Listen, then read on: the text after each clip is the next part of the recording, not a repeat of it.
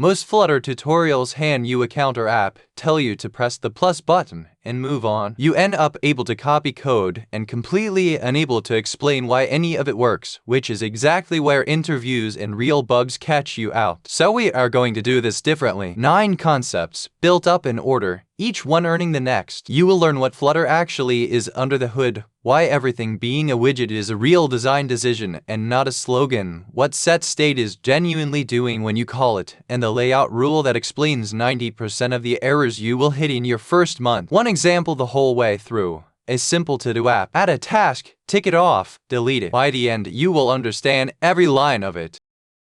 Start with the problem Flutter was invented to solve. You want a mobile app. That means iOS, which means Swift and Xcode and Apple's UI Kit. And it means Android, which means Kotlin and Android Studio, and a completely different set of UI components. 2 languages, 2 code bases, 2 teams, or 1 team doing everything twice. Every feature gets built twice. Every bug gets fixed twice, and the 2 apps drift apart until they look and behave subtly differently. And your designer notices and files a ticket twice. The obvious fix is to write it once and run it everywhere, and people have tried this for 20 years. The old approach was to wrap a website in an app shell, which felt sluggish and wrong. The other approach, and this is what React Native does, is to write once, then translate your code into the real native buttons and sliders on each platform. That works, but you inherit every difference between the 2 platforms' widget sets, and you spend your life fighting the bridge between your code and theirs. Flutter took a genuinely different swing at it. Concept 1. What Flutter is, and the design choice that makes it unusual.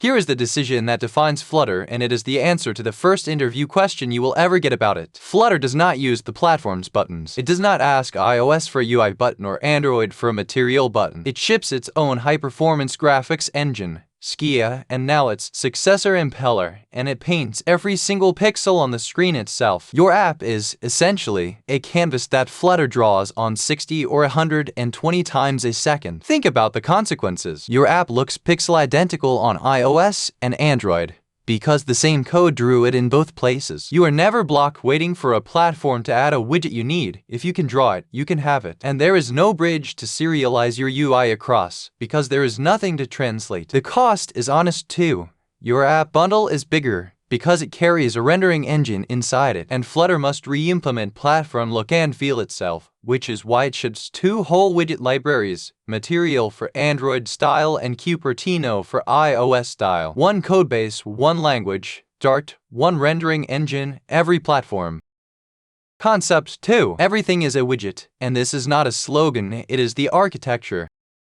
In Flutter, a button is a widget, obviously, but so is padding, so is centering, so is a row, a column, the theme, the scroll behavior, and even the entire app itself. Coming from other frameworks, this feels absurd at first. Why is padding an object? Here is why. In most UI frameworks, you configure a widget by setting properties on it. A button has a padding property, a margin property, an alignment property, and over time that property list grows enormous and every widget re-implements the same ones. Flutter does the opposite. Widgets stay small and do one thing, and you get complex UI by nesting them. You want a button with padding? You wrap the button in a padding widget. You want it scented? Wrap that in a center widget. You want a background color? Wrap that in a container. Each widget does one job and wraps the next. That is composition instead of inheritance. And it is why Flutter code has that deeply nested shape that surprises newcomers. Once it clicks, it is genuinely liberating. There is no property you are waiting for someone to add,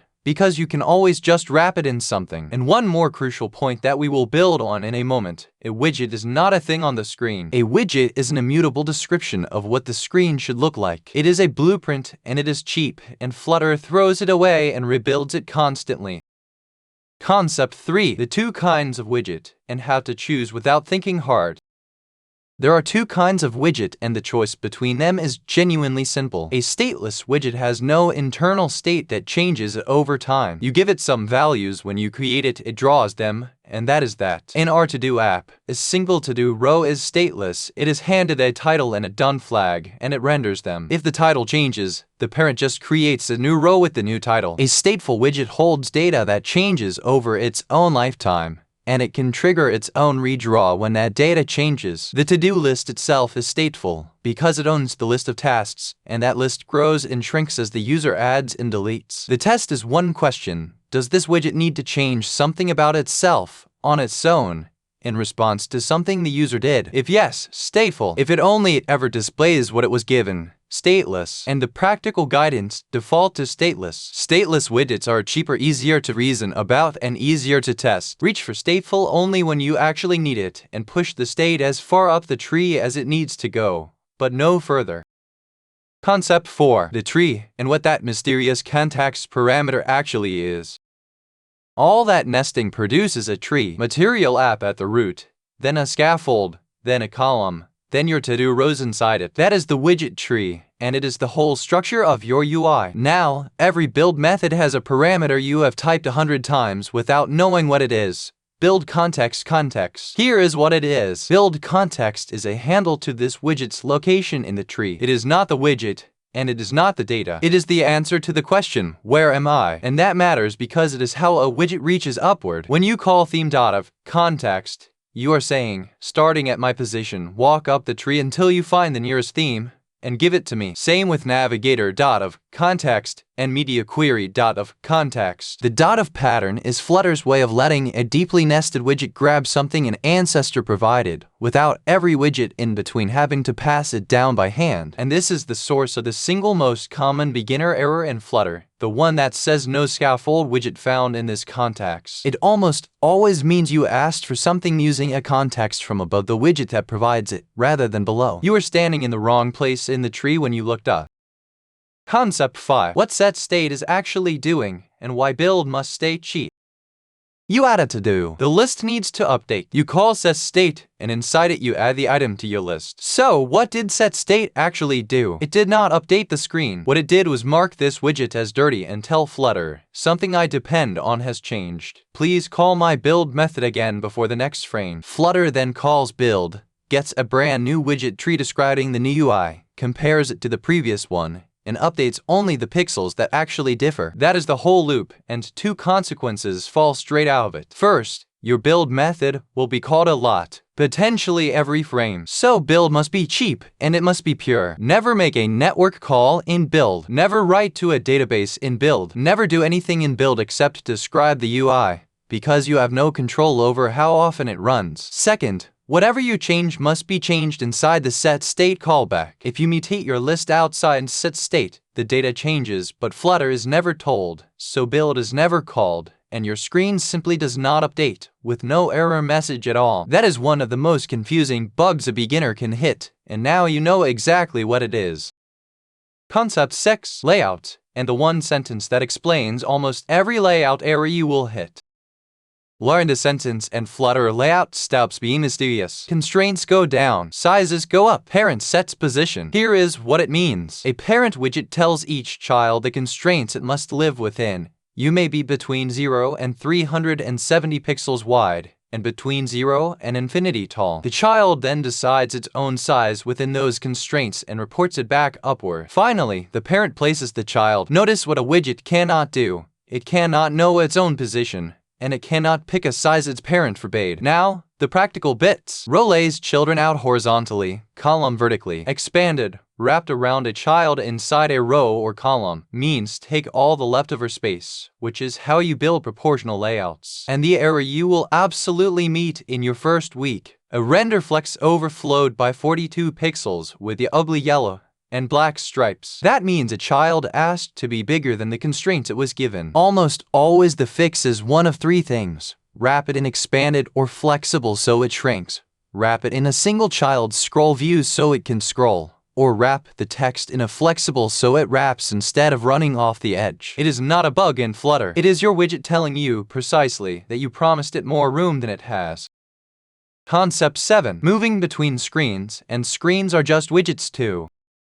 In Flutter, a screen is not a special kind of thing. A screen is just a widget, usually one that returns a scaffold, which gives you the standard app skeleton, an app bar at the top, a body, maybe a floating action button, and navigation is a stack, exactly like the call stack you already know. Navigator.push puts a new screen on top of the current one. Navigator.pop takes it off and reveals what was underneath. The back button and the iOS swipe gesture both just call pop for you. In the To-Do app, your list screen is at the bottom of the stack. Tapping a to-do pushes a detail screen on top. Hitting back pops it, and you are on the list again. Push and pop also pass data. You can hand values to the news screen through its constructor when you push it, and you can send a result back by passing it to pop. The push call returns a future that completes with whatever pop gave it, which is exactly how you get the result of an add to do screen back into your list. That is enough for a real app. When your app grows, deep links, web URLs, nested tabs, you will graduate to a declarative router like Go Router, and it is worth knowing that exists. But push and pop is the foundation, and it is what everything else is built on.